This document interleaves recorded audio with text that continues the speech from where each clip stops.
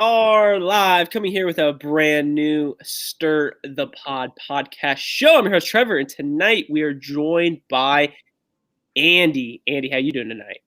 Yo, yo, yo. And we're also joined by Alex. Alex, how you doing tonight? What up, foos? God, and we are here with the episode 12 recap show. I feel like this episode, I'm very curious what they're going to say about this episode tonight. I wasn't necessarily the biggest fan of it. I think it started off, we can all agree, started off hot. We've been very, very hot.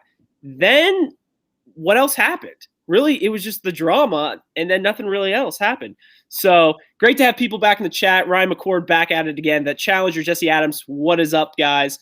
But with that being said, Andy, Alex, what was your thoughts? Go ahead.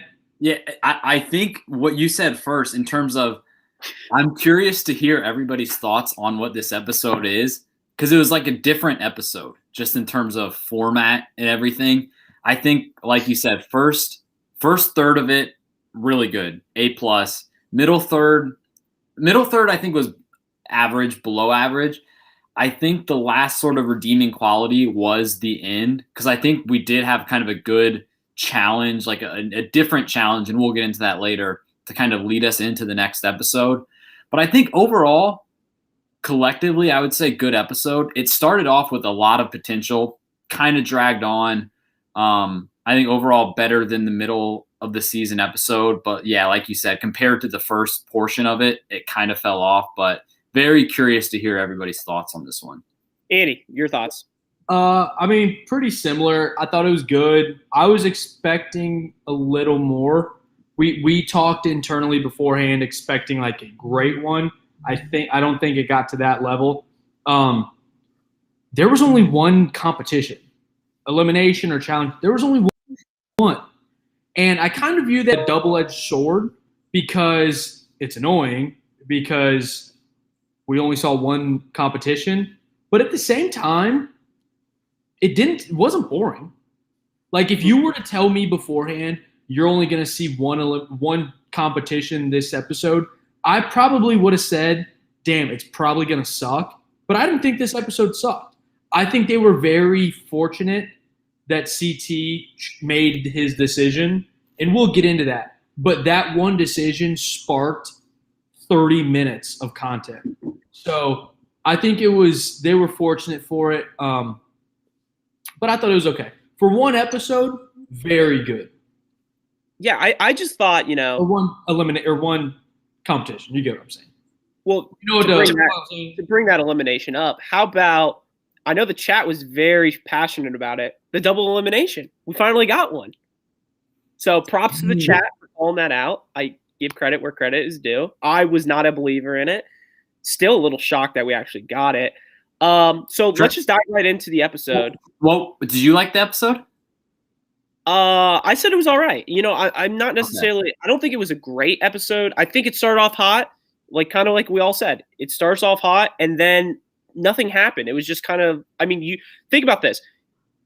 The thing that I'm worried about with this is now that this next episode, what's going to happen is the challenge is going to be right off the gate. You're going to have so much drama, and then you're going to have the elimination. And then that's going to be the episode. So we're only going to get 2 out of those, 3 spot, of like a normal episode. I don't know. I think back to what Andy was kind of saying. I think a good thing about this episode was that it showed that, like, if you think back to Final Reckoning, which was a bad season, and I think what made it so bad was because the episodes were choppy. It wasn't the usual challenge elimination. That's the episode format. I think what this episode showed is that you can have a format that's different from that and not be terrible. And it was a good episode. Whereas, like, I feel like this showed that it's less about the actual, what happens. Because we don't, like Andy said, we only saw one competition in the episode, but it was still good. And like, I feel like in Final Reckoning, we would see 1 to 2 competitions an episode, and it was all be terrible every week. But I feel like this one showed that it's not so much what the structure is, but how good the actual content is. Exactly. So what was that, Andy? A little for sure? For sure. for sure. But, All right. I think we're in store for a good recap here. Yeah, so let's dive right in. I mean, the chat is already popping tonight. We see Justin back at it again, Mikey the Doctor. I do want to bring this up real quick so we don't forget. Was that turkey or ham that CT was just like completely chomping at in the cafeteria, in the whatever, in the kitchen? Well, I mean, according to Mikey the Doctor, according to Darrell, it was ham. But I had the same question. And we'll get into this maybe later. The fact that CT literally, you could see him ripping the fresh pack open and just just shoving it into his mouth. He was talking. The Boston accent came out. He had food in his mouth. I needed subtitles. God, it was literally like those packets are like, it literally has on it like feeds 4 to 6 people or whatever. It's like whatever, and he's just scooping it and everything like that. So, but yeah, with that being said, let's start at the front. So basically, we're back in the elimination room, and I mean, initially, Alex, Andy, what were your thoughts like going into this? What did you guys think the twist was going to be? I don't know. Well, I definitely did not think the twist was going to be what it was. I thought they were going to bring back a girl just because Lolo left, or bring back somebody, and that would be it, and then they would just proceed as normal. It was completely different from that, and we'll recap everything. I think it makes sense just for the sake of the episode to spend more time at the beginning because there's a lot to kind of step through here. I was surprised by it, which in my mind is a good twist. I think usually the challenge twists don't live up to the hype. I think, like we said last week, it kind of sucked that they ended it right before we saw what the twist was. But I think what it was kind of changed the whole house, and it kind of lived up to the hype, I would say, which is rare for challenge twists, but I think it was good. Yeah. Andy? Yeah, very good point. I usually hate the challenge twists. They build everything up. It does not impact the game, and it's just for show. This twist at the beginning definitely impacted the game. Everyone is on their toes. I was surprised that it was all guys. I mean, someone in the chat, I don't know if it was Jesse or Justin, someone had said that we were onto this for a while. Like, no one was overly surprised that there was something like this happening, but I thought it was going to be a guy and a girl both going in because – and it was Tori. When Tori was with Devin and she'd asked TJ, is this a guys or a girls? And he just wouldn't answer. That kind of set the stage of if there's something that has both teams or both competitors going in, it's guy, girl.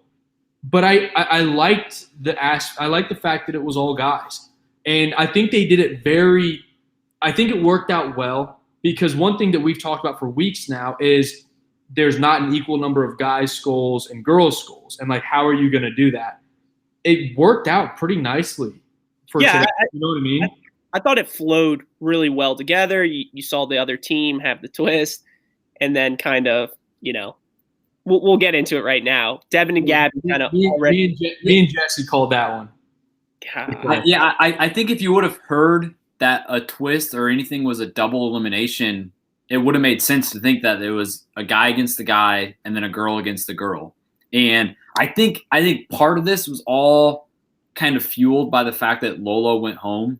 There's 2 rogue male agents up there. And so it made sense to, why not do a double elimination, but let's just make it all guys. Get rid of 2 of them, make the numbers even everything out. And, I mean, we'll get into the eliminations, but, I mean, they were entertaining. So I think they saw Lolo going home as a way to implement some twist. And I think the way they did it really was really good. Yeah. So with that being said, we had Devin and Gabby already in. And then what happened was with the breach, they basically had the next team with the lowest number of votes go down, which was Josh and Nani. So basically, you had those 2 teams down, and then it was up to CT to pick both of those opponents for those 2 teams. So the first matchup, we'll say, was Devin and Gabby. And what did you guys think about CT just kind of being like, pick your opponent? I like that. I mean, honestly, it was clear beforehand that Devin and CT had this alliance, and like if you're, it could not have been more of a like trust alliance relationship driven than to throw down Darrell for Devin. So I loved it. I think CT caught a lot of heat this episode, but that was something that he was like, Devin's my guy. I'm going to give him who he wants. And I think what really was really big for CT in that situation was that all that blood is off his hands kind of thing. It was kind of like, okay, Devin's calling you out. Like, True. I'm not picking Darrell. It's really just Devin's calling it. So it's like, all right, so I think that was a very, big part of it as well. Yeah, I think CT at this point, when he knows that it's a double elimination and that he can go in against the goof, I think he was almost playing with house money. He had nothing to lose. Let Devin pick who he wanted. And then I do want to talk real quick about Devin's pick to go into elimination. Because obviously, Darrell's a big name and all that. I don't think there was a whole lot of options. Because if you think about when Devin's down there picking who he wants to go against, Corey and Nam are off the table. Kyle is his friend. And so you're really picking between what? Darrell, Leroy, and is that it? Yeah, I guess. And Fezzi. Is that really it? And Fezzi. Mm-hmm. Like the numbers are going down fast. Honestly, if I saw this elimination from Devin, why not take a shot at Fezzi? You're testing out his puzzle skills because the only problem with Fezzi is that he's probably like 6'4", 6'5". But I look at how Devin did and Darrell did in that swinging thing. They were fine doing it. But that's what I'm saying. Like Fezzi is like huge. So like, and he is he's a football player. He played football at University of Tennessee. So like, I don't think I like where your head's at, especially because Chattanooga. If at the puzzle aspect, it's a total wild card. But I don't think we knew about the puzzle until after it was the matchups were determined, even though you could kind of see the board and everything and the pieces. Okay, Andy, you are literally talking about Fezzi going into the first elimination. Oh, I don't know what it is. And you can clearly see what it is. I mean, there was a puzzle board on the table, and it was the swing thing that they already knew what they were doing. So, I mean, come on, Andy. You're acting like Fezzi over here. All right. First off, don't compare me to Fezzi for anything. God. Except maybe Gabby. I wouldn't be mad at that. God. I don't think Devin, like the same way CT didn't have much to lose to let Devin pick his opponent, I don't think Devin had a whole lot to lose either. Because it's like you beat somebody, if you beat somebody in Darrell who's not, a big puzzle guy, you beat a 4-time challenge champion. If you lose to a 4-time challenge champ. And again, there wasn't a whole lot of other options to pick from. And the whole reason Devin's down there in the first place is because Darrell voted him. Yeah. So you're taking out enemy. No, yeah, I get it. But I also look at it as an aspect of Devin wants to always make the big shot in this game. He always wants to make the biggest move, do all that. And I felt like that was the biggest move, and he didn't take that shot. And I understand Darrell voted for him. It's a good matchup. But then again, you also lose a skull too, because both of those guys have skulls. So then there would have been one free skull then. If you would have picked Fezzi? Correct. Okay.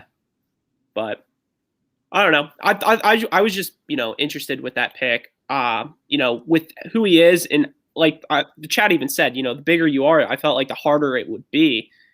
I mean, obviously, it's easy to say Josh looked like horrible up there, but I mean, that's not saying much. So. Well, yeah. So should that be our transition into the next matchup? Yeah, and I mean, we all knew that second matchup was coming. There was no surprise.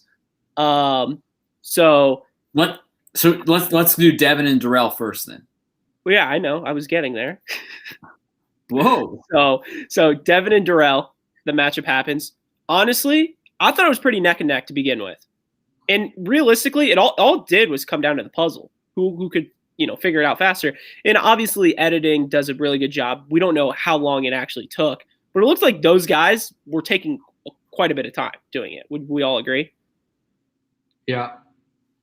So yeah, I think Devin, in terms of the puzzle, I think Devin played down to Darrell's capability. Like if Devin would have done this the very best he could have done it, he would have finished before Darrell's time. I think Darrell finished at about what his average time would have been, and Devin just did it a little bit worse. And I mean, it was. Would you say that this one was an upset? I would never. There's very few challenges, eliminations that I would say Darrell is the underdog in, regardless of what it is. So I would say no. Correct. Thank you. Were you guys? Let me go this route with you. Were you a fan of the outcome in the sense that Darrell was the victor? Because in my mind, Devin's been entertaining this whole season, but I'm always kind of in the back of my head rooting for Darrell just because he's the vet. He's the 4-time champion. I wouldn't mind him getting a ring in this era. But, like, I don't know. Like, I was happy that Darrell won.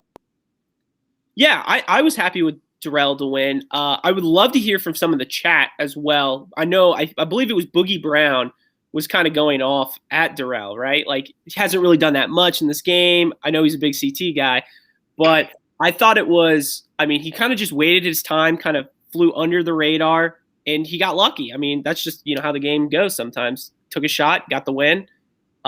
So, I mean, what do you guys think about that situation, I guess? Yeah, I think Alex just asked that question. But I think my answer is not on with his. I have really, really liked Devin, and I think this season I like Devin more than Darrell. I do. Sue me. But Darrell is literally one of the best challengers to ever play this game. So I'll never root against Darrell, but I did find myself rooting for Devin. Gotcha. I think what makes Devin losing, I guess, suck a little more is the fact that CT ended up winning.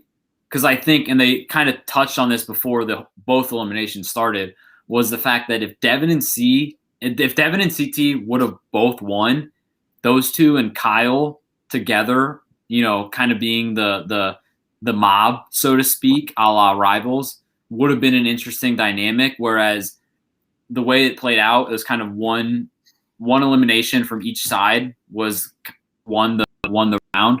So I'm happy to see Darrell win. Always love seeing him in the game. He's got more of a chance at winning the whole season than Devin did.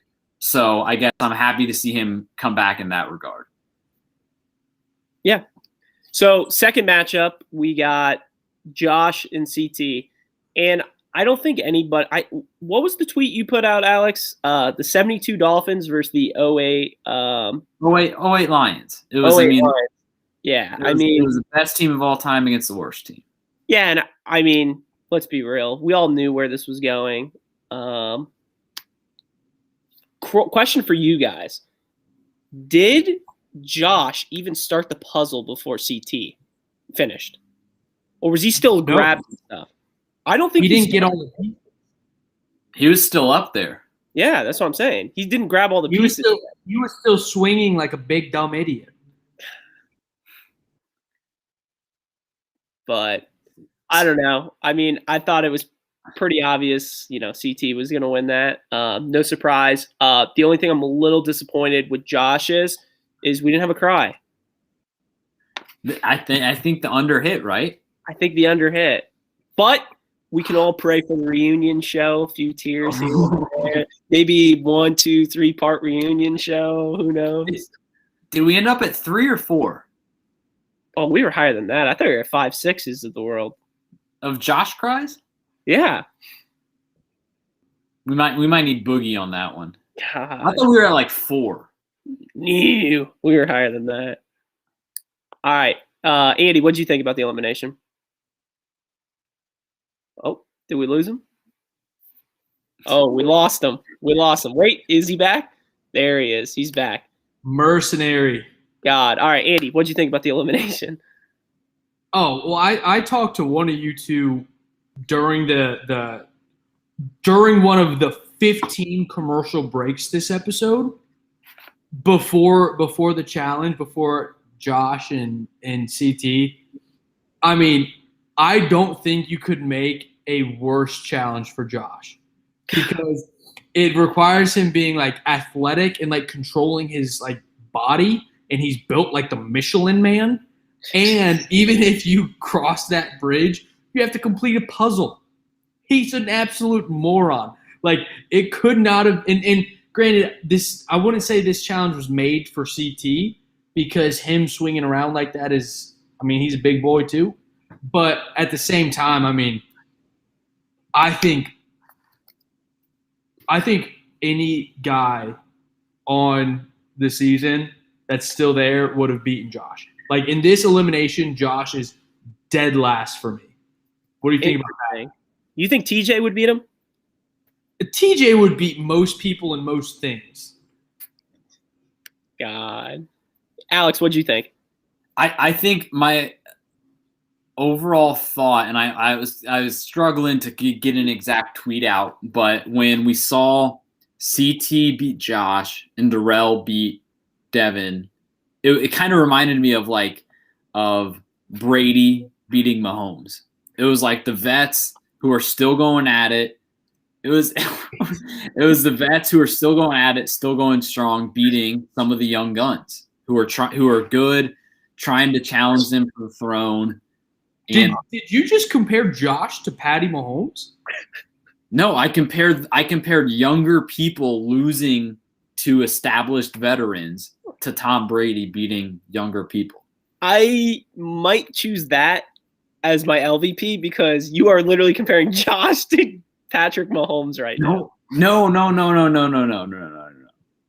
What do you mean? What? I'm comparing Josh and Devin. Okay. Who did CT beat? To somebody like a Brady beating somebody younger, like a Mahomes, like a Goff in the Super Bowl. So you're based, first off, now you're saying this is the Super Bowl. Second, you're saying that Josh and Devin combined are the Kansas City Chiefs, and Darrell and what's his name? CT are the New England Patriots. Well, I will say, of course they're the champs. And Josh does have about as much impact on a game as a backup quarterback. So if Devin's your Patty Mahomes, then Josh is your. No, I got it. I understand what you're saying now, Alex. It all makes sense to me. Yes, I get it. CT is Tom Brady. Devin's Patrick Mahomes, and then Josh is Patrick Mahomes' brother. I fully get it now. It all makes sense. That does make sense. All makes sense. How high is Alex? That's a good question. How high is Alex right now? We'll get into that. Oh, Justin literally wrote maybe Josh is Patrick Mahomes' Tic Tac brother. Damn it. He did. I didn't even see that. God. Trev trying to steal from Justin. I did not mean Justin. I'm really sorry. That's all you. All right. So that elimination happens. Josh is the winner. The end. Or Josh is not the winner. You're wrong. CT is the winner. The end. CT and Darrell are your winners. So who do they pick? CT. What did you guys think about him picking Cam? I mean, I'll go first. I'll try to redeem it with, I guess, my sports analogy that got about 20 likes on Twitter about CT leaving Big T was like the Chiefs getting rid of Alex Smith, somebody who was good, somebody who was a winner, got them to where they were, leaving them for Mahomes, a top stud in Cam. So now the way I saw CT leaving Big T for Cam was like the Chiefs going from Alex Smith, a fine guy, to Mahomes. All right. Let me go this route with you. Similar path. At Tom Brady's age, he realized that the Pats aren't going to get him another ring. But the Bucs have a good team. The Bucs had Mike Evans. The Bucs had a great defense, and they had Bruce Arians as coach. He saw that if he goes there, he turns them into a Super Bowl contender, and guess what? He wins. He sees Cam. Cam is the Bucs. Big T is the Pats. So is Kyle Jameis Winston? Standing on the corner, Jameis Winston. Kyle, go ahead, Trev. Sorry. I would say I would say Cam is that Corvette that Tampa Bay Buccaneers that drove CT a la Tom Brady to her. So I agree with it. No, Andy's analogy. It makes sense. Where did the Corvette come into play? I'm just saying, like, it's the hot new piece is what I'm saying. Like, she is the well-established, she's the new thing is what I'm saying. That's the Corvette piece of it. You don't want to be with something old. You want to be with something new. Yes, sure. Exactly. I agree with Andy. I'm literally saying that. Thank you. All right. So CT picks Cam, and then I think the next pick is Darrell, and he sticks with Amber. My thought about this is less about him picking Amber and just the fact that this team is the only team that's stuck together this entire time. We're 12 episodes deep. That's impressive.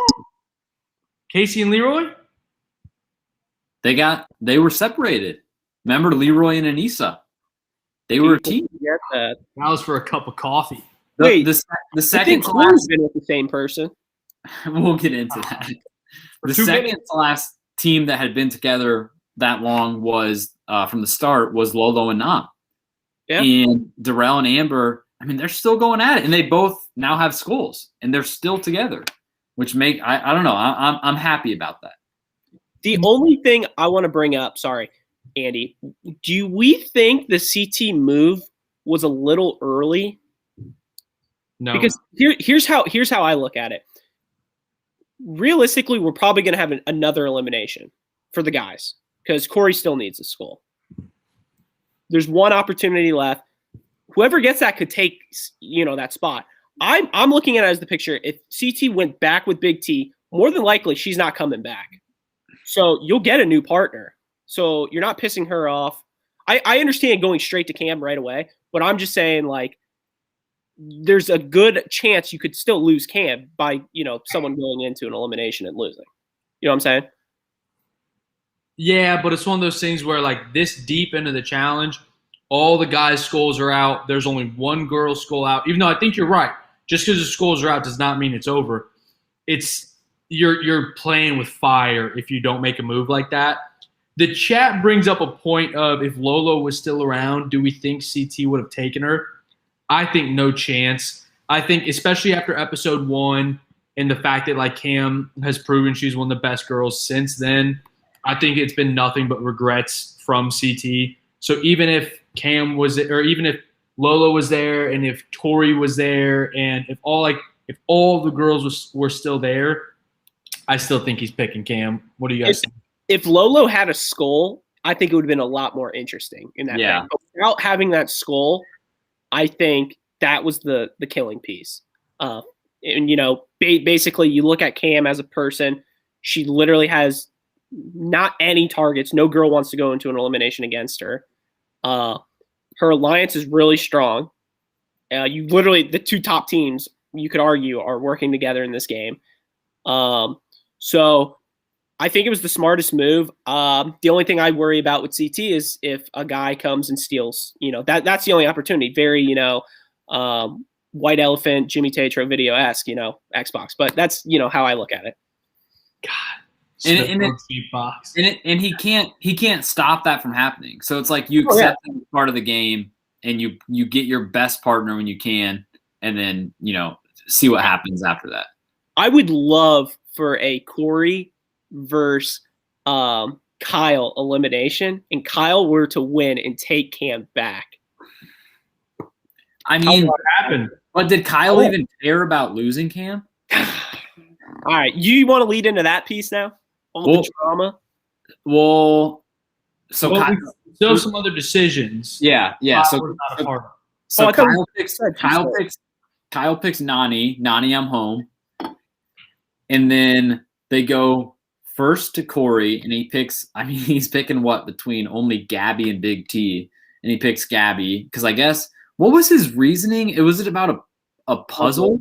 So I've got some insight into this. And this has been talked about on, I think it was BMFE at the time, but I had made a mention of this years ago. I want to say it was Rivals 3 maybe. But if somebody wins one puzzle they are now dubbed a puzzle champion. And I'll never forget, it was Cara and Marie, and Cara won like one puzzle. And Marie's like, oh, I'm so happy I got the puzzle champion. So you got lucky one time. Same exact thing, because that was Corey's reasoning behind Gabby. When the fuck did Gabby win a puzzle? I think it was the sand one that they won, where she didn't go down in the elimination. It was a couple challenges ago. Yeah, right? It was a challenge where you're digging in the sand 100 poles. Oh, yeah, and Devin won the puzzle? But Devin, not even that, Andy. Was it even a puzzle when we had the answer sheet to it? No. So Gabby's partner completed a puzzle that had an answer key, but in Corey's mind, that has a rapid 16 IQ, he's like, oh, she's a puzzle champ. That's what I need. I've got all the other tools. That's what I need. Honestly, who knows what's going to happen? He's going to have her for about 15 minutes, and then she's going to be gone. But I was smirking very hard when he was just like, oh, yeah, she's the puzzle champion. I was like, what do you mean she's a puzzle champion? Mm-hmm.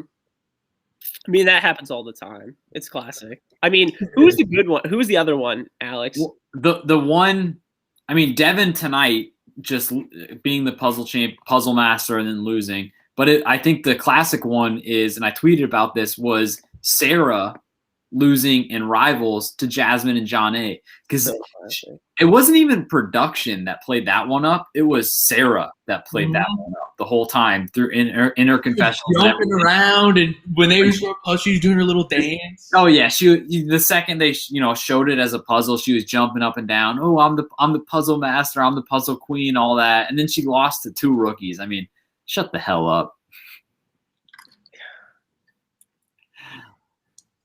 So then the last team in the elimination, and we're finally getting out of elimination now, is Nam and Big T. I mean, that's an interesting pairing. It's just a shit show. That is. Those two ever talk to each other at this point, do we think? No, absolutely not. Because I feel like Big T is always just kind of talking to the rookie girls, and I feel like Nam is always talking to either Lolo or nobody. And so I feel like their paths have just never crossed. I will say, though, they've got better chemistry than Lolo and Nam. Oh, yeah. I actually thought when they got paired up together right away, I thought for a second, I was like, you know what? That could be what both of them need. Because Nam could still, and granted, we obviously saw what happened, but Nam still could be one of the toughest guys in the elimination. And maybe Big T just needed another extra push to get her to flip that switch. Obviously, all of that went crumbling down. But I thought it was, you know what, maybe this could work. Did not. Yeah, I mean, isn't Josh a puzzle champ too? That he did that slider puzzle against me. Oh, my God. Not this again. Nam in a wall has better chemistry than Lolo. That is true, Ryan McCord. So now that we have the teams actually talked about, we go back to the house, and that's when all the big fighting starts to happen. You had the CT versus Kyle, the whole turkey incident. You had Big T crying. Where do we even want to start with this? Should we start with the whole CT versus Kyle first? I want to backpedal just slightly. Boop, boop, boop. We didn't see the walking into the house. That is true. We didn't see it at all. They didn't show it. Alex? I was looking for it. Production fucked up. Yeah, we didn't see it, and I mean, obviously because of the nature of the to be continued, we didn't have it in the first minute of the episode. So we're obviously not going to see it at the start of next episode, and I don't know. I mean, you're right. We didn't see it on this one. I think we almost might be to the point where if they choose to keep sort of chopping it up and not have the regular format, I don't know if the streak is necessarily broken, but I think the streak lived on to this point, and now we're just doing something else. I mean, I was a little surprised too, Andy. I figured we would do the classic. They walk in, they celebrate, but it went straight into the fighting, which was for the majority of the 60 minutes after. Go ahead. So Mikey brings up a great point. Did they not do it because Darrell and CT would have walked together? Because technically 2 different teams won. Well, I maybe, but I think that would have been an even more electric entrance to see both of those guys, arms around each other. I think that would have been fun. But do you think we're ever gonna get a CT and Darrell arms around each other? Those 2 have not been on the same page. Mm-mm. This guy. So, are we good now to bring up CT versus Kyle? I think so. Yeah. All right. CT versus Kyle comes. And, I mean, Kyle should – I mean, he should be pissed, CT, but he should also realize, like, it's CT and he's one of the sketchiest people to ever play this game. Does everything, He's always teetering, on the seesaw, which way to go. So what did you guys think about the way Kyle handled the situation and what, with the aftermath of everything? So my biggest nitpick of the whole episode, the biggest thing I did not like and that lowered the rating in my mind was Kyle and in a similar regard, Big T. I think people put too much stock into the switching partners aspect of it being a betrayal. And what I mean by that is, like, example, Kyle acted like CT voted him into elimination. All he did was pick the strongest girl in the game to be his partner. Like, I think people are getting a little too offended about the partner swapping now, when in reality, all you're doing is like CT and Kyle if Kyle would have chosen this route, could still be great allies and like been together, working together just with different partners. But my biggest problem with the whole episode is just that the cast seems to be a little too sensitive about, oh, you stole my partner, blah, blah, blah. The whole game is fucking double agents. You've been switching partners for, what, a dozen episodes now? A dozen. Like the backstabbing and betraying is not switching partners. It's voting each other in when you don't want to be voted in and all that. So in a similar way with Big T, like, yeah, like, your partner CT left you, but like you're still in the game and he still is on your side, obviously. But you have to play for yourself first. And in doing so, that means you might switch partners at some point. So that just kind of rubbed me the wrong way the whole episode. No homo. I agree. I think Kyle's main bone to pick with CT is he claimed that CT told him he was not gonna take Cam. So even though obviously Cam is fair game, I think he felt like he stabbed him in the back a little bit by just saying that. But I agree for the most part. It's double agents. Everyone knows. TJ says it every single episode. You don't know what to expect. There's always going to be twists. So the only person you should be worrying about is yourself. Yeah. So that basically happens. CT's eating the turkey, ham, whatever you want to call it. We kind of said that exactly, not to be confused with Nam. Then we have Big T crying. I felt like, I don't know. I felt like this was the part of the episode that just dragged on for me personally. I don't know how you guys felt, but the majority of the episode from now on, I felt like was just the whole CT Big T. How can we fix this? And obviously, it's not going to be fixed. But Big T's complaining to people. I mean, she knew it was coming. I mean, we knew it was coming. The chat knew it was coming. The whole world knew it was coming.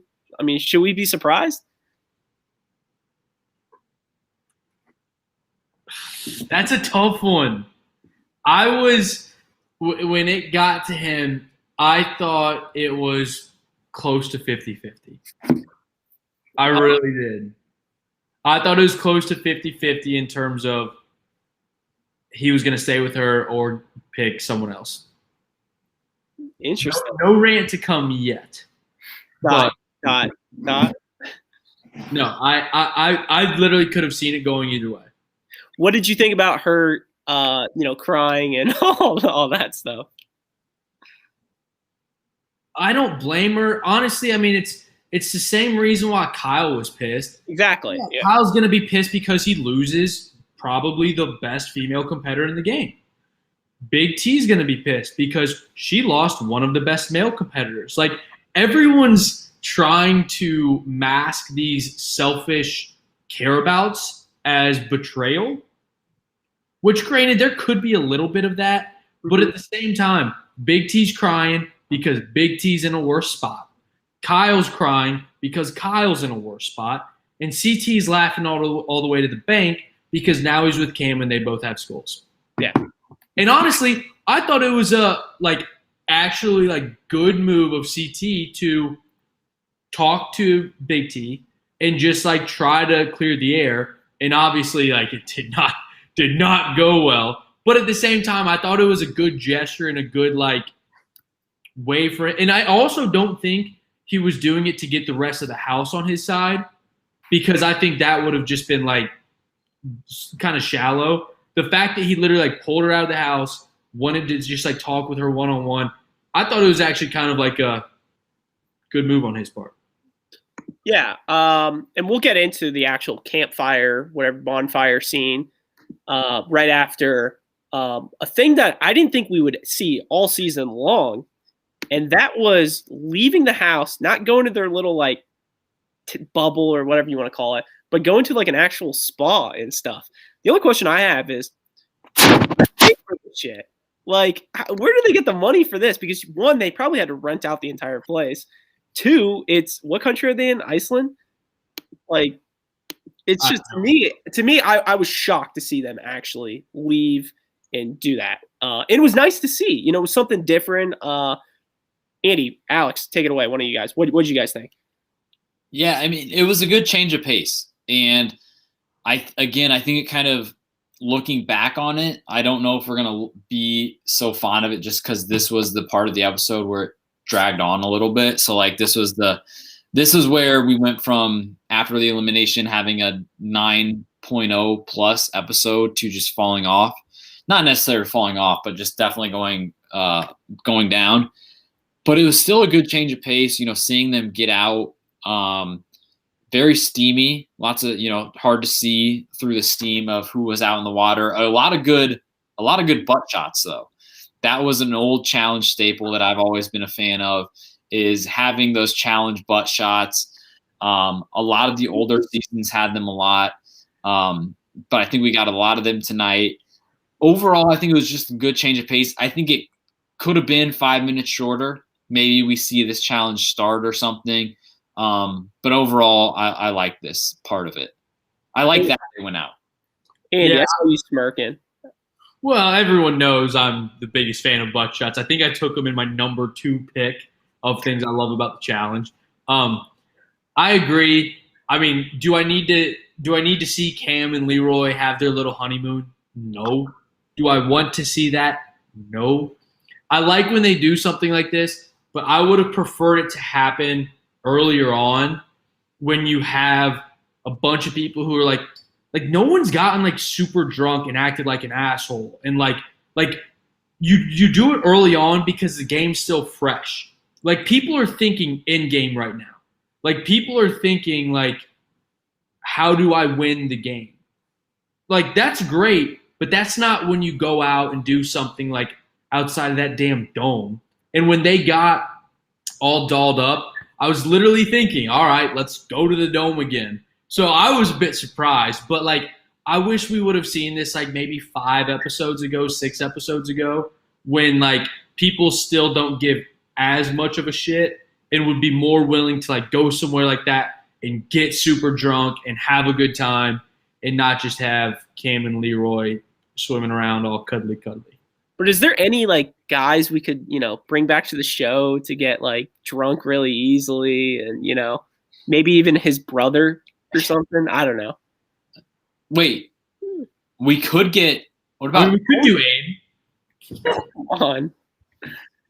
Yeah, I think, yeah, like you said, I think there used to be not too far in the past a time where a good portion of the episode, you know, a good 20%, depending on whatever the length was, that was devoted to going out to the bar.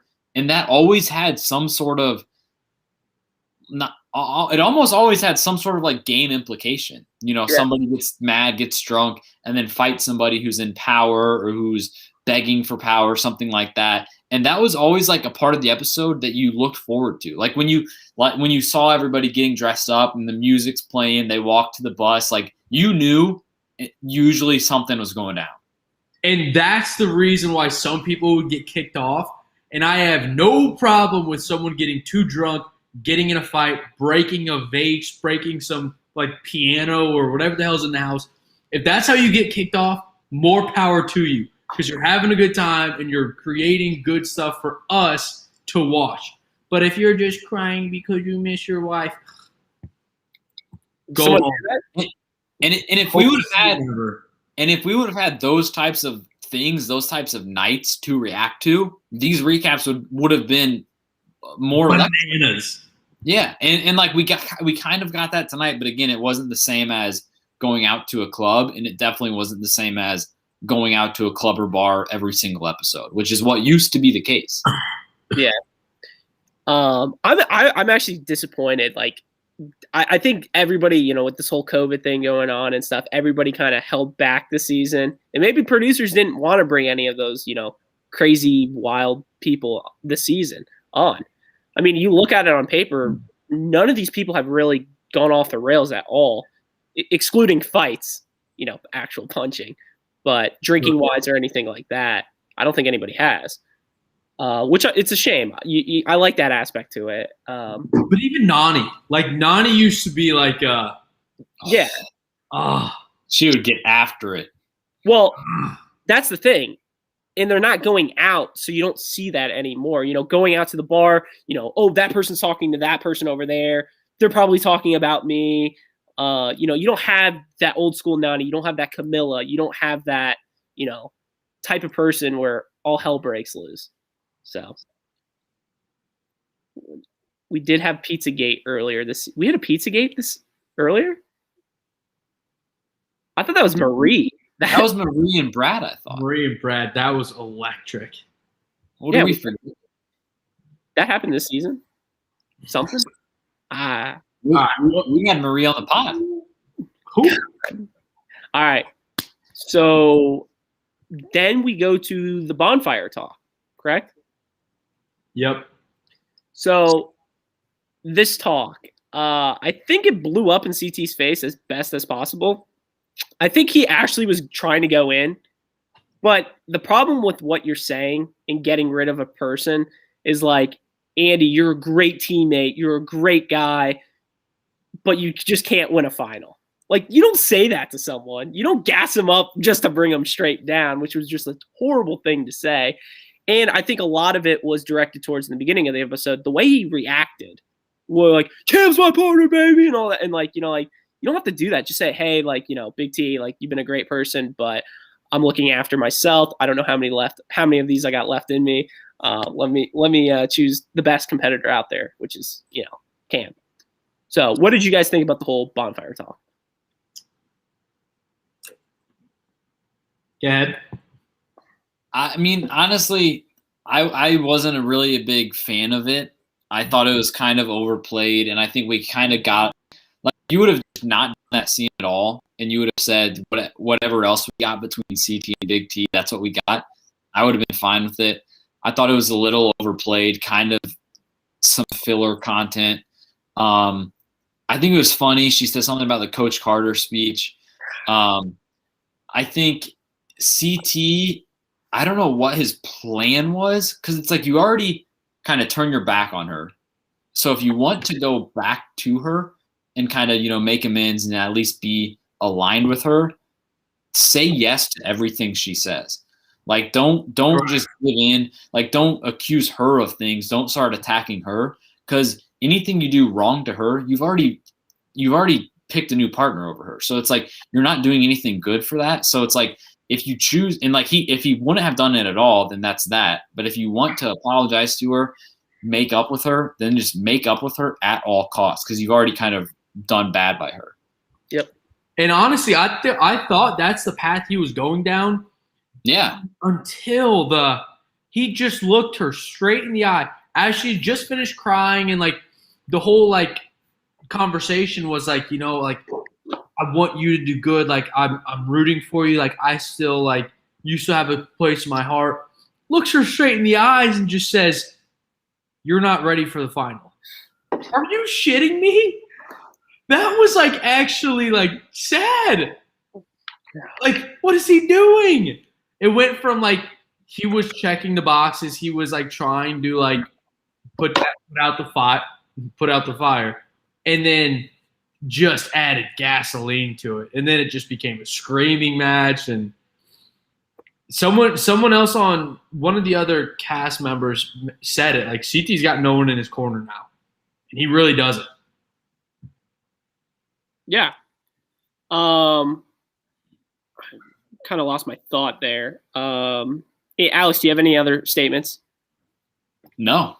No? Good. All right. What about Nam going home? I think we've been kind of teased by it for a while now, so I kind of knew there's something was going to happen. This was a clear 2020 era of the challenge 2-episode foreshadow. They started teasing it a couple episodes ago. They finally got to it now. And I mean, we can just kind of, I guess, skip ahead to the challenges, which is when TJ officially tells him that he's going home. What do you guys think of Nam? Overall, in my mind, my lasting thought on him is I want to see him back just for the fact of he looks like a good competitor. He seems like an incredibly nice guy. I don't think you could pick one cast member that didn't like him aside from Lolo, and she's a complete nutcase, and that's what he had to deal with all season. So, I mean, I don't know. And it would have been nice. Can you imagine if he would have gotten paired with even someone like Big T before he injured his back? Mm-hmm. They're able to communicate and not hate each other, and they win a challenge somehow. I don't know. I like Nam, and I would not mind seeing him back. Yeah, I agree with that. He's kind of an odd person that you don't know what he can actually bring to the table because we haven't seen his full potential yet. He's been hurt for, 6 episodes now, it seems like it's been. So I don't hate him at all. But yeah, I'd like to see him back. Andy, I saw you were, before I cut you off. What did you think? Hope to see never. Whoa, interesting. What did he bring to the season? He was paired with one of the best female competitors, and they didn't win a fucking competition. He didn't do anything entertaining. What does he bring? I think that just seriously, Mikey the doctor just mentioned Turbo 100%. I would rather see Turbo than Nam because guess what? Turbo was good. Nam didn't do shit, and he had one of the best female competitors. So if you're gonna be this big jack guy and I get the whole nice guy mentality. Guess what? Landon was a super nice guy. Guess what? Landon won a challenge. If you're going to be a nice guy who doesn't cause drama and doesn't have a good time, be good. If you're not, if you're going to be a nice guy and you're not going to win, what are you bringing to the table? But did Nam have one of the best girl competitors? Yes. Yes. According to the spinoff? Oh, no. According to Victor Cruz? According to the fact that if you look at just in terms of a competition, so when you walk up to the challenge and you see TJ outline the rules of what they're doing, and then 2 minutes later, Cam outlines the exact same thing in a confessional for whatever reason, because that's what they do. If you're walking up to that challenge, Lolo is going to be a favorite, and Nam is going to be a favorite. So to have both of them together, that's got to be one of the top 3 teams in any given competition, and they didn't win anything. I would disagree with that, and it's kind of what I said last week, which you agreed with me. Lolo is no doubt one of the greatest athletes, female, with her Olympic records, everything like that. Yes, but this is not an athletic competition. It's the challenge. There's puzzles. There's stuff like that. She looked horrible. Some of the stuff she did. Andy, the swimming challenge. I lost my shoe. Let me go backstroke. And she couldn't even do it. So I'm not. What's Nam supposed to do about that? And Mikey, I had no idea Lolo was an Olympian. Did you guys know that? I had no idea.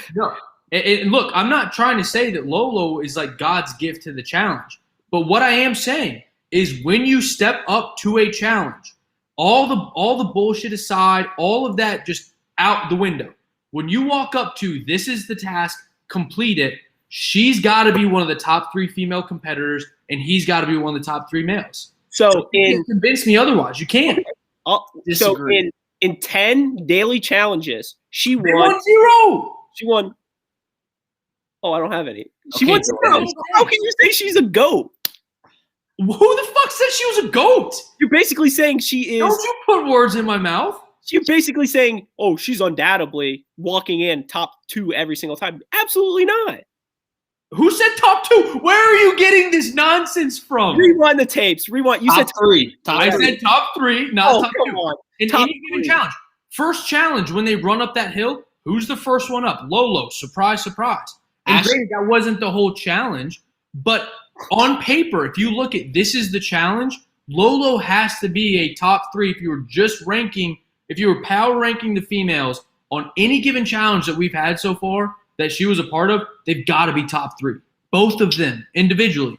Granted, as a team, they were an absolute mess, but how can you say otherwise? I think I think going into the first episode, for example, she literally is probably, oh yes, Lolo Jones, athlete, whatever. Absolutely, I would pick her in my top 3. But after watching her perform, she almost finished last in that first one. What people forget.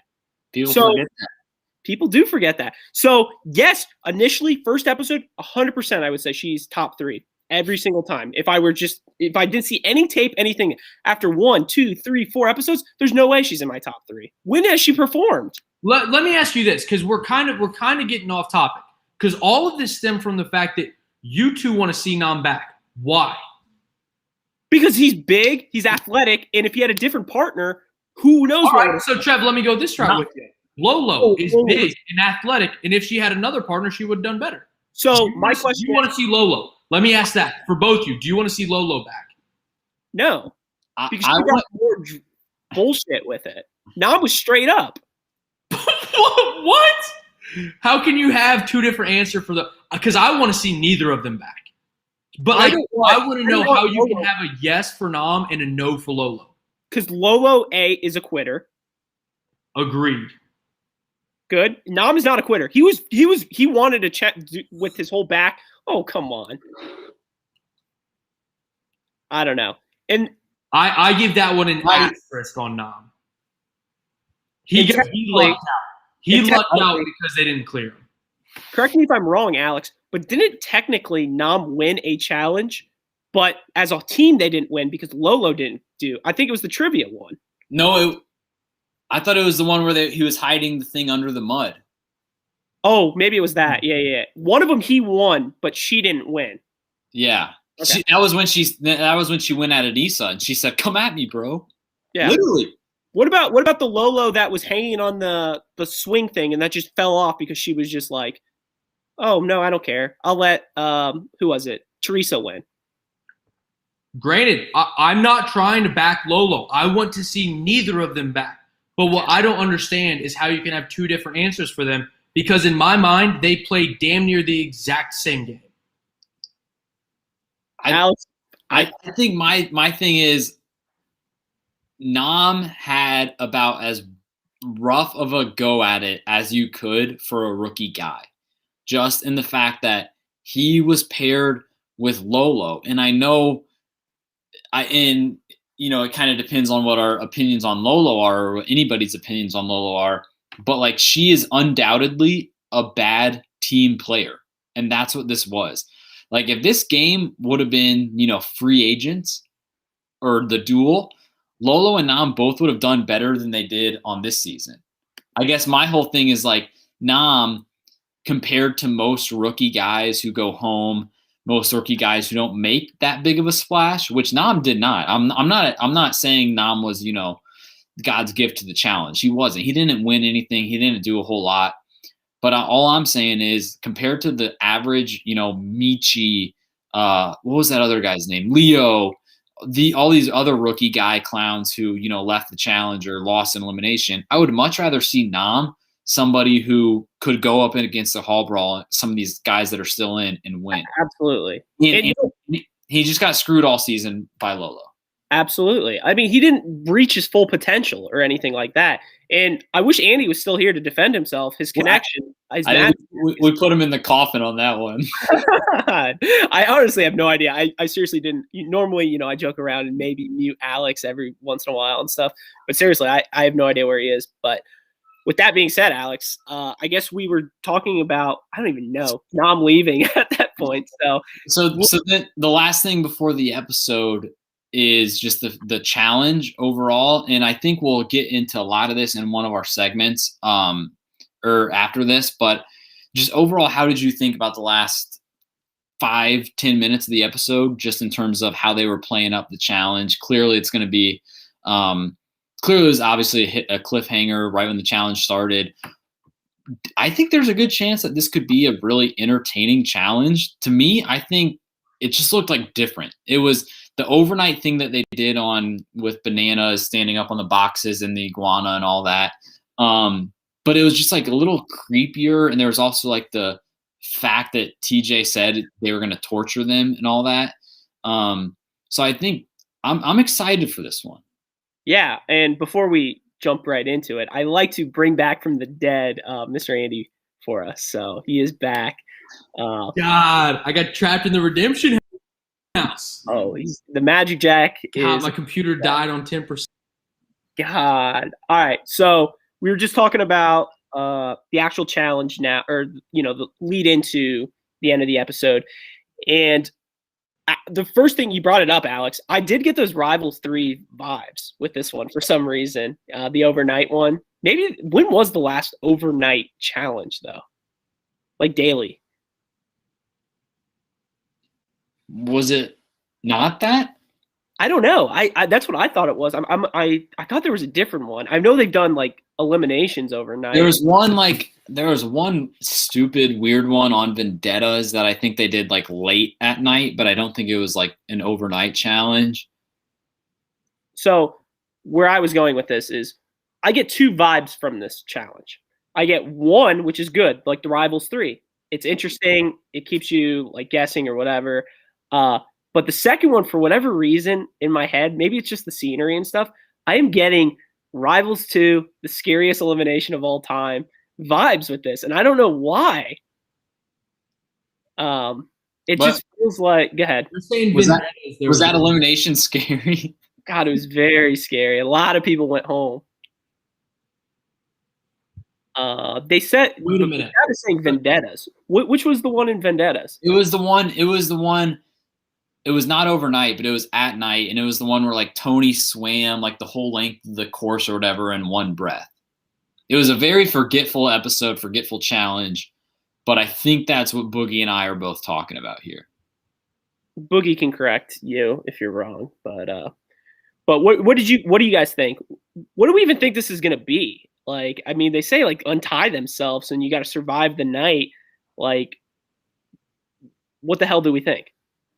There's so much potential, but we don't know. I feel like this is going to be interesting just because, well, I would say there's a lot of new teams, but because Nam went back, Nam left, that's like a new team that's not competing. But I'm intrigued to see like Cam and CT and Corey and who's his partner this week?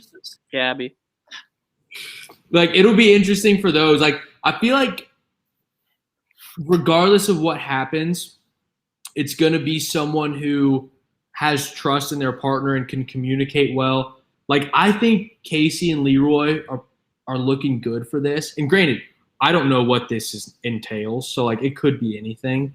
And someone in the chat had mentioned like CT will eat anything and Cam's good at puzzles for sure. But like and we got a little glimpse of the whole Leroy and Casey dynamic today. I mean, they're just like totally on the same page.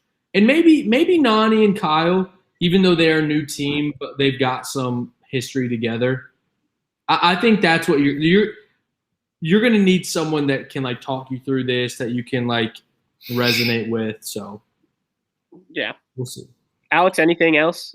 No, I completely agree. I think a lot of it is going to come down to, I think we're going to see examples of like one partner wants to quit, and it's going to come down to, can their like teammate convince them, like, don't quit. Like, we have a shot at winning this. Cause late at night you get delusional and all that. So yeah, just good. I think communication is going to be the biggest thing in this one, but I think it is also just an overall interesting way to end this challenge. Cause there's a good, like if this challenge ends up being really interesting and let's say it lasts 30 minutes in the next episode, if they can squeeze an elimination there at the end, you could have a good episode 13. Yeah. I mean, if we don't get an elimination next episode, I'm going to be pretty pissed. I'm not going to lie. If we're just have this whole challenge and drama and like, let's say like leading up to the elimination, I hope we get to the elimination and then we're back on that same routine is what realistically I hope happens, but who knows? Before we hit segments, I do actually want your guys' opinion of this. I was going to ask you guys this, and Mikey the Doctor just wrote it in the chat, was what do you guys think Big T does during this? If she's out, you think she just kind of stands there the entire time? She's like just in TJ's trailer. She's like, what do you think she's doing? I think her and TJ just shoot the shit. God, Big T. It went from Big CT to Big TJ. Oh, come on. And what that kind of reminds me of is what was it, the Invasion finale? When TJ was like in his trailer and then he comes up on those guys and he's cussing them out and everything. That is one of my favorite scenes ever from the challenge of all time. That is just, they're literally putting the beads on and like everyone's like, should we just all take a 5-minute break and agree on it? And everybody does. Where the fuck are you guys doing? T just comes in. Oh, that just felt like, what did CT say that his hand was caught in the cookie jar? Yeah. So, all right. With that being said, wait. Tell me if you can hear this. Why are you guys not doing this? Are you kidding me? TJ comes out of nowhere and everybody runs back to their bees like kids who got caught in the kitchen late night. I give you guys a chance to earn some time back. I come here, you guys are chilling, laughing, partying. Like, what the hell? Come on.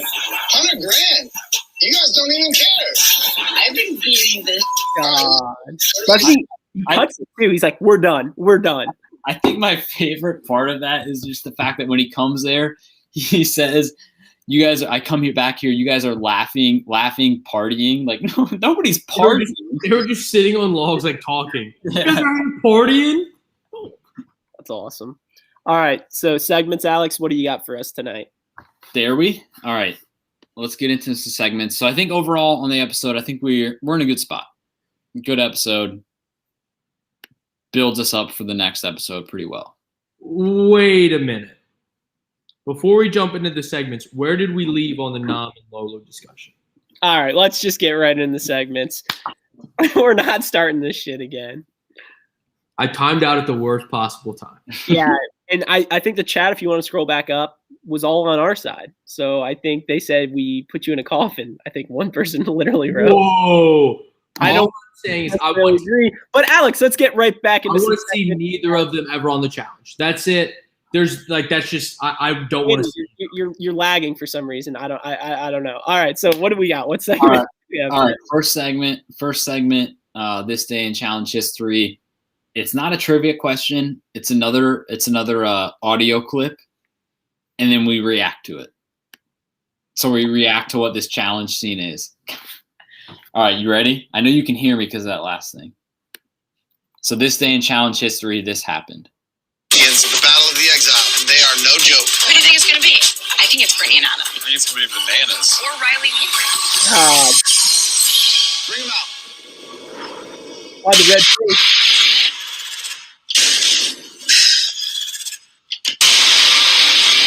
Here they come.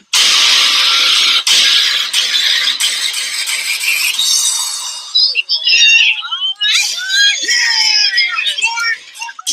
You guys have been here this whole time? What's up, Taylor? The red face, Wes. Ah, there it is. You look like someone just walked over your grave, bro. Nice to see you guys too. God, I should love to hate is back to set the record straight. And We're about to turn this place upside down, man. I just pinched myself, and this isn't a nightmare. I'm awake right now. Can't believe this. Well, that's a all-time challenge moment right there. oh yeah, Bananas coming back with Nani. And I Facing mean, a- how classic was it? Just the fact that was the first time that they ever brought a twist like that in, and it ended up being for Bananas. And that's one of the best redemption houses they've ever done. They didn't play it up. They didn't say one word. They didn't make it 3 times. They only did it once. Actually, if people remember, I believe it was on Facebook Watch, or maybe it was on YouTube, but I thought it was like something weird like Facebook Watch, where they showed the eliminations of the redemption house. It wasn't part of the actual episode. It wasn't part of the actual episode. So technically, if you just watched, the actual show, I thought it was part of the actual episode. I don't think so. God, watch it. So, what else you got for us? God. Why the red face, Wes? All right, what other segments we got So tonight? punchable.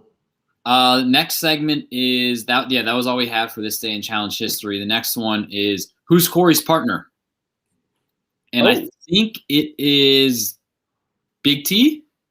No, wait. Amber M. No, she's gone. No, right? B. I think Or is he Rogue? He's Rogue. Yeah, he's Rogue. He's definitely Rogue. God. So Corey's partner is Gabby, which, what do we think about this team? Corey's had some bad partners. But is this his baddest partner? Yeah, she's so hot. She's the hottest on the season. Well, he was with Tori for a little bit. I think Gabby is. We got a little sneaky butt shot too. Don't sleep. God. All right.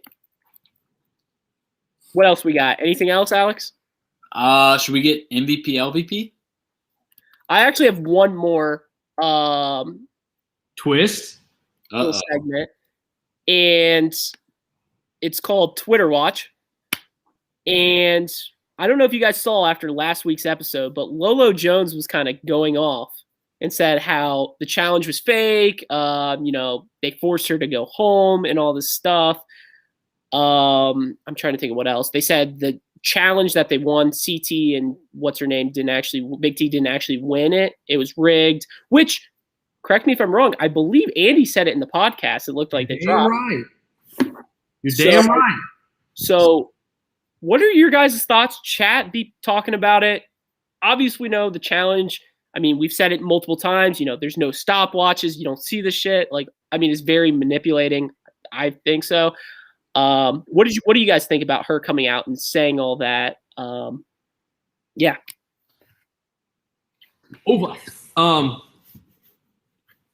Alex, you want to start? You want me to go ahead? I mean, I'll go quick. I didn't really think much of it. I mean, I think it's kind of, you never really know in these situations how. I mean, I think you think that everybody's telling the truth to some extent. You just don't know to what extent it is. I would tend to think that CT and Big T did drop in and they did win legitimately and all that. And I think, I don't know, maybe Lolo is kind of alluding to just the other challenge. I don't know. I think Lolo, regardless of if it's true or not, it looks bad because she tweeted it after the challenge or after she goes home, and she just kind of looked bad the whole season. So I think most challenge fans are going to see that and be like, "Oh, Lolo, shut the fuck up. You quit. You didn't win anything." So just regardless if it's true or not, just bad optics of it. So I think both parties are at fault. I hate production. I really do. And I really hate it when we can't tell who the clear-cut winner is. And even though in that challenge you could say, wait a minute, it seemed pretty obvious that they won, I swear they dropped too late. And even while they were doing the challenge, CT was saying, drop, drop, drop, drop, drop. And she just wouldn't drop. And then guess what? She drops and she's damn near on top of the platform. So I thought what she was saying about the challenge was very accurate. I also think she's just complaining and bitching and moaning because she is a quitter. There's no other way to put it. She could say that they were telling me to leave, telling me to stop. They want me off. Okay, fine. Who cares? Keep going. If you're this Olympian and you're this ultimate competitor, who gives a shit what a bunch of production nerds tell you to do? Win. If you have it in your DNA. Wait, do you guys know, is she an athlete? Has she ever worked on a team before? No, she's an Olympian. Okay.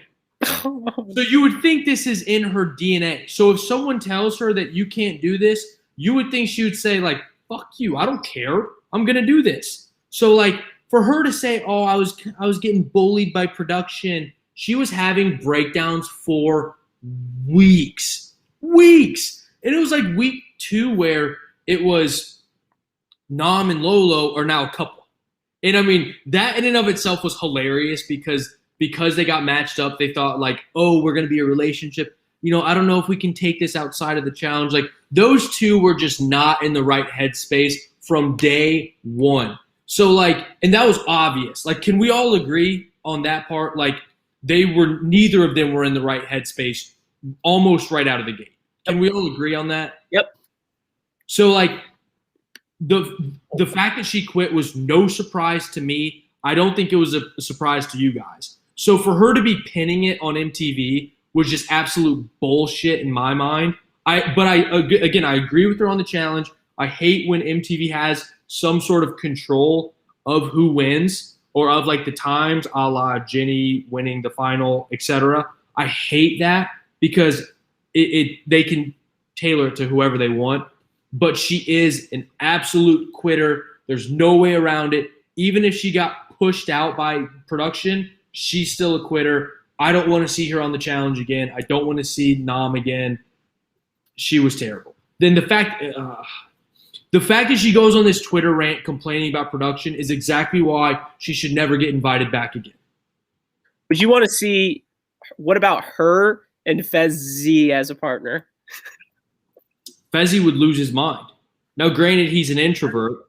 He's an introvert and he's not cocky. You got a Division I University of Tennessee football player out there with an Olympian gold medal. I mean, that team of Chattanooga would be really good. And I just feel like, you know. I think, and that's the thing, like, even though I don't like Fezzi from an entertainment perspective, he still seems like somewhat mentally tough, I guess you could say. Like, he doesn't seem like the type of dude to break down. But, like, Lolo is just an absolute head case. So, like, you could put her with anyone. You could put her with the most, like, even keel. Like, you could put her with Landon. And Landon would be like, I can't do this. And she would be like, well, Landon, I don't know if we can actually date outside of this. And he would be like, what the fuck are you talking about? We're on the challenge. Like, she's just an absolute lunatic. All right. Don't want to see her back. And I also don't know if you guys picked up on this. When Josh and Devin left, CT made it very clear, I'm sure we'll see you guys back again. Didn't say that with Nam. Oh, come on. He didn't. I was thinking when he said that to Josh and Devin, he was very much like, like, you guys just lost to two of the greats. Like, have a safe fly. I'm sure we'll be seeing you guys back. Like, you could tell TJ was like excited to see them again. Nam, you're physically unable to compete. Yeah, and I don't want to keep talking about the Lolo thing, but Love by You made an interesting. I can't speak right now. An interesting proposal. Give us Louise.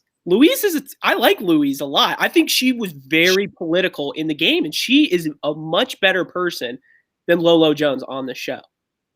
Yeah, they were both, her and Lolo were obviously both good athletes. That's what got them on the spinoff in the first place. But Louise, 10 times compared to Lolo, embraced that part of the challenge. Better athlete too. Yeah, embrace the political cutthroat voting, all those things. The limes. I mean, she was better. And what people do forget, the whole lime situation with Lolo in season 1, but even in season 3, she was in a lot of the mix. Her and Casper were like, going back. They were working as a team versus everyone else. I think she would have been such a better person to have on the show. Yeah. Her and the Friendly Ghost. So I guess this is our time to ask you guys for some help. We're about to do some MVP, LVP. If you guys want to send the order that you guys want, and we'll get ready to knock those out. Let's see if we have anything else in the comments that we can talk about. I think this one on Merriman versus Fezzi Hallbrawl. I mean, who says no to that? I think Merriman would just bully him. Like, it would literally look like Big Easy versus Wes, I think. Agreed. So I think we got our order there. Yeah. Does that say Andy, Trev, Alex? All right, sounds good. All right, so I'm up first for MVP. I also, real quick, before we even start our picks, I do want to acknowledge chat too, please, guys. I do want to acknowledge real quick that last week, and we knew that it was coming, we just kind of forgot about it, but last week we did give our 300th combined MVP LVP pick on our whole podcast across all the seasons, and coincidentally, it was the 300th pick was my MVP last week, and the pick was the Stir the Pod live YouTube chat, which, I mean, our 300th MVP pick to be that's just awesome. So does that mean my math isn't necessarily the best, but normally, I guess, is this around our 100th episode of BMF EP Stir the Pod? 100 episodes, MVP, LVP, times 3. Probably.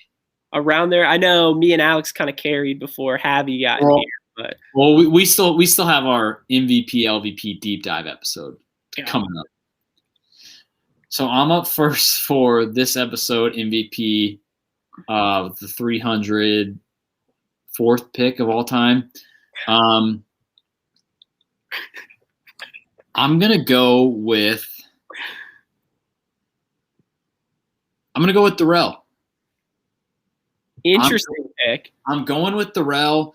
Primary reason is because I think he had the biggest, at least in my mind, in terms of MVP, LVP, from the last few weeks to this week. He had the biggest difference. He had the biggest jump because, I've not been shy about it. I'm a big fan of Darrell, but he's kind of been pissing me off the past few episodes, siding with all the big brother and all that. And I'll be honest, when he got brought into elimination, I just had the gut feeling that Devin was going to win it. I was like, Darrell, had a good run. He's a good challenger, but like Devin, this seems like an elimination that Devin would win. Not only the puzzles, just because he has something. I don't know. I feel like Darrell. It was very even, like we talked about in the beginning. It was a very even elimination, and he won it, and he got his gold skull finally. He now is. Corey's the only guy without a skull. So I would just say MVP overall, Darrell, because he's stuck with his partner the whole time. They have a good team going. They both have skulls. And now at this point, they might, because a lot of teams have, both guy and girl with a skull. They might start sliding under the radar just because Amber's kind of a nobody and Darrell's quiet. So, and then he had that tangerine line. He was going to complete the puzzle, the tangerine puzzle. I mean, that's just classic Darrell. So I would say overall MVP, not for the season, because he would not be my MVP for the season. I've talked about why he's been my LVP before, but this episode, MVP Darrell. Wow, that was like a 5-minute MVP for Darrell. Maybe more airtime that he got tonight than tonight's episode. But my MVP. Wait, Trev. Can I just add a little commentary to that pick? Go ahead. I love that. But J Spall brought up a good point in the chat of we were crapping on him in the past few weeks. He's not wrong. And I was one of the biggest proponents of that. I think we were all on the same page. But I think it's spot on in terms of him being the MVP for tonight because he got his skull. And he was playing soft until he came in and he showed up. Yeah, and we made it clear that when we were dogging him, giving him the LVPs and all that, we didn't like doing it. We're all fans of Darrell. He's a good guy. He's Hall of Famer, no doubt about it. It was just the specific small things that he was doing that was kind of making us mad. And, now we got a good week from him. First ballot Hall of Famer, I would say. Absolutely. My MVP is also another first ballot Hall of Famer. I know he took a lot of shit for tonight's episode with the move that he did, but ultimately it was the right move to get the best thing, and that's TJ. No, it's CT. I mean, how can you not choose CT? One, beginning of the episode, he thinks he's going against one of his friends. He's not. So huge plus there for him. Then he gets the option to let Devin choose whoever he wants to go in. Great. And it keeps the slack off, Darrell on his thing, because obviously Darrell was going to win. We all know that, right? So then he got what he wanted. He beat Josh in elimination. Pretty easy. You think? And while beating Josh, he ultimately had the first pick in the draft, which gave him Cam. Which, we can all agree that's a tune-up from Big T. So having that now as a team is like an unbeatable team almost. I mean, it's like the Golden State Warriors, someone might say. So I know he got some slack with the whole, Big T situation, but like this is a game, and at the end of the day, everybody wants to win. Yes, very PFT Brandon Walker fan-esque, I would say. So that's my pick, MVP. Good pick, Trav. I think this was like a perfect. Aside from getting in some heat, this was just a classic veteran. You know what? Fuck you guys. I'm gonna win this challenge from both those guys that you picked, both of them. Granted, Darrell stepped on less toes in the process, but this was a very, very good episode for the vets. Mm-hmm. So I had both those guys on my list for MVP. I've got two that I'm trying to decide between for my pick, and I think I have to settle on this one. My MVP for tonight is going to be the second half of Big CT, otherwise known as Big T. Okay. And here's my thought process. Bear with me, because you could say, what did she actually do to earn it? She's here. She's still on the challenge. And we saw today that she is not mentally here. She has been putting up with shit up here the whole time. She recognizes that she's one of the weakest female competitors here. She recognizes that she's been on CT's coattails, but she doesn't fucking quit. And I've said that before. That's what I love about about Big T, is that she just wants to be here. When she wins and she has power, she's on cloud nine. She's always smiling, aside from today. But she was clearly mentally broken down. Not once did she have the idea of, I just can't take this anymore. Nani today was a prime example. I don't want to take anyone's picks, potentially. But Nani, Josh leaves. Josh, the goof. And she's like, I don't even know why I'm here. Big T's just crying because she got stabbed in the back. But she doesn't say a single thing about quitting. She says to Gabby, I'm going to take him out. That's fucking awesome. And is it going to happen? No. She's Big T talking about taking out CT. But that mindset and that desire to be on the show is phenomenal. She's got the most heart of anyone on the show right now. I would put her in the same heart category as Derek. And I think she didn't do much on this show or on this episode, but she showed a lot about who Big T is. That's my MVP, especially in a season where everyone's quitting. Yeah, I think it was a great pick, Andy. LVP? So this one was tough. There's a couple options here. I have to go LVP myself. Wow. I have been giving Darrell and CT so much shit for weeks. And I thought it again, I still think it was warranted. I do not take those picks back. But up until today, it was they're playing a scared game. They're letting these rookies decide everything. They are not playing a veterans game. Well, guess what? They just played a veterans game. They both have their gold skulls. They're both with good competitors that also have gold skulls. And I was shitting on them the whole time. I think I look like an idiot for giving them so much heat. Both of them showed why they're all-timers and probably on the Mount Rushmore of challenge competitors. And I'm still trying to get cast for Fresh Meat 3. So my LVP is myself. Wow. That was an interesting pick. Did not see that coming at all. My pick's kind of unique too. I think Alex will get his number one. What else is new? My LVP is someone who was not even shown in tonight's episode. And I kind of want to bring up what we talked about earlier into this. And my LVP is Lolo Jones. And I'm mad at that. And the reason why is if she stuck out 2 more days, she would have a new partner. She would not be with Nam. Who knows the scenario, what would have happened. If she would have just not quit, because we hate quitters, Andy, my question, what we brought up earlier with the whole Nam, Lolo thing, we could have maybe seen Lolo at a better, whatever. So will we ever see Lolo, at the full peak ever again with someone? Probably not. And all she had to do was wait 2 days, not even. Maybe it was a day. I mean, who knows how long it actually was. So it really hurts to see like how she performed the season and stuff like that. But I mean, she's got to be my LVP. All she had to do was sit there for 2 more days and she would have had a new partner.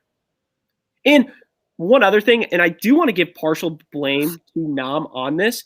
If you have a problem with your back that we've known for 7 episodes now, why would you not tell Lolo so she knows that too? Just want to throw that out there too, because I feel like if she kind of knew an injury was coming, she could have pressed Nam and saying, hey, you should go get that checked out now, maybe 3 episodes ago. So he might have been gone, 3 episodes ago or whatever. Just a thought. I don't know. But my LVP is Lolo. But yes, Jesse Adams, don't forget, Andy does want Lolo back. Let's not forget that. People forget that. All right, go ahead. All right, no, that Lolo is a good pick, and I think we talked a couple of minutes ago about the full Stir the Pod MVP, LVP leaderboard in terms of some of the more obscure picks. I think this episode altogether is going to go down as one of the more obscure LVP picks because we had Andy picking himself, Trevor picking somebody who's not on anymore, and my pick for LVP of the episode, I'm going Nam's lower back. God. I'm not going Nam because I like the guy. We embraced debate enough earlier. But I think LVP wise, it's just the fact that his lower back, caused him to go home. And he, like you said, he's been talking about it for a few episodes now. I don't know if I blame him from hiding it from Lolo because, I mean, if he would have said, Lolo, I'm going to have eggs for breakfast, she would have flipped shit on him. Like, I mean, she was just insane about anything Nam ever said. It was the classic Pikachu meme. But I think overall my LVP for the episode is Nam's lower back because that's what led Nam to go home on the season. But you know what that LVP leads into, right? Blow me. Is my LVP Lolo because Nam was carrying the team the entire year. So, of course, he's going to have lower back pain. I mean, makes sense. Yeah, he's backpacking. So, any honorable mentions we got? One of my honorable mentions, and I did see it in the chat, by far MVP would be technically us that we don't have to watch Josh anymore. Was one of my MVPs. So maybe MVP Josh going home. I don't know how to label that. You got any more? No, that was basically it. I've got 2. One LVP, one MVP. But beforehand, the chat is giving me so much shit for the whole embrace debate. That's bananas. If anyone wants to see Nam or Lolo back. Oh, I don't know what happened. Something happened there. Who knows? Alex, you got any MVP, LVPs? Yeah, I'm so glad we're going to see Nam back again and maybe potentially Lolo. No. Well, anything else, Alex? If the chat wants Nam back, I'm fine with it. I think that's a good choice. I think Andy wants it back too, right, Andy? Yeah. See, he's shaking his head. Yeah, he wants him back. So Anything else? Any other honorable mentions? Yeah, I've got 2. Go ahead. Fuck you. All right. Well, I do no. In all seriousness, I do have 2. One MVP, one LVP. LVP, I think, has either been an LVP pick or an honorable mention every single episode. Josh, the goof, the idiot, the moron. Do I want to see him back? Yes, because I love shitting on him. He's entertaining to watch because he's just a big, dumb idiot. Let me ask you guys this.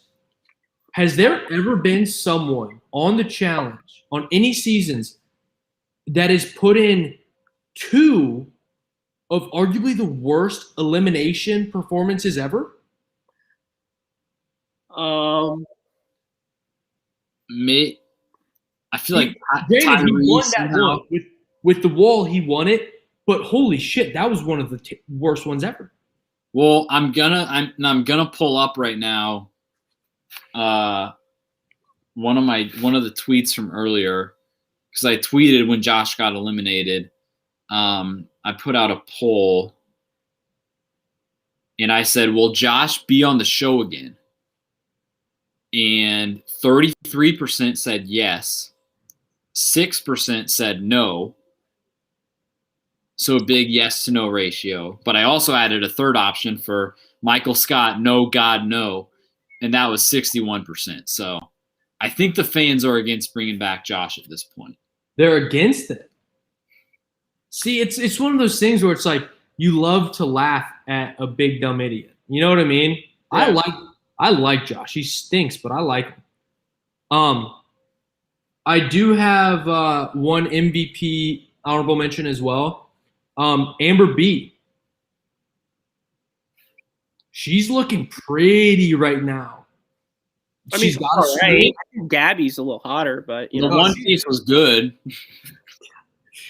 She's got her skull. Her partner kept her. Her partner's got a skull. Like, she's looking really nice right now. And based on the Hall Brawl performance, she could be like a somewhat legit competitor. So, like, I think we got to give her a little kudos, and I think she's in a very good spot. Gotcha. Any more honorable mentions, or are we good to go? Good to wrap her up, put a bow on it, and call it a night? I think I'm good.